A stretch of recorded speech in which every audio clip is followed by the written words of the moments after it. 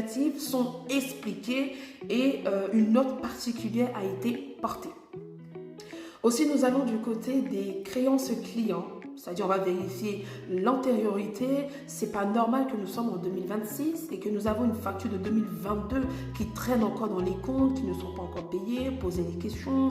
Est-ce qu'on se retrouve ici avec une créance douteuse?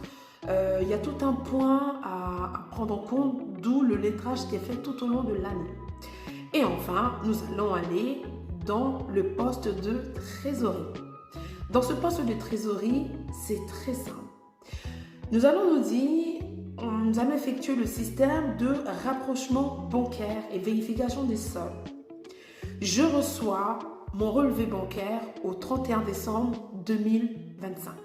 Et je m'aperçois que ce que j'ai en comptabilité n'a rien à voir avec ce que j'ai sur mon relevé bancaire.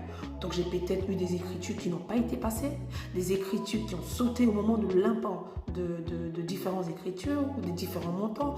Donc là, c'est de vraiment vérifier la cohérence du solde bancaire entre le relevé que j'ai dans ma comptabilité et le relevé que j'ai au niveau de la banque. Le deuxième poste que nous allons étudier, c'est le poste du passif du bilan. Dans ce poste-là, nous allons revoir les capitaux propres, c'est-à-dire l'exercice 2024 qui vient de s'écouler. Nous avons réalisé un bénéfice. Comment ce bénéfice a été affecté sur l'exercice qu'on va clôturer, c'est-à-dire 2025.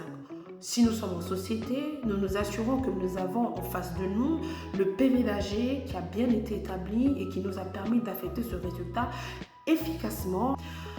Un deuxième volet aussi, ce sont les dettes fournisseurs. Donc, on va s'assurer que nous avons reçu toutes les factures au 31 décembre de l'année de clôture.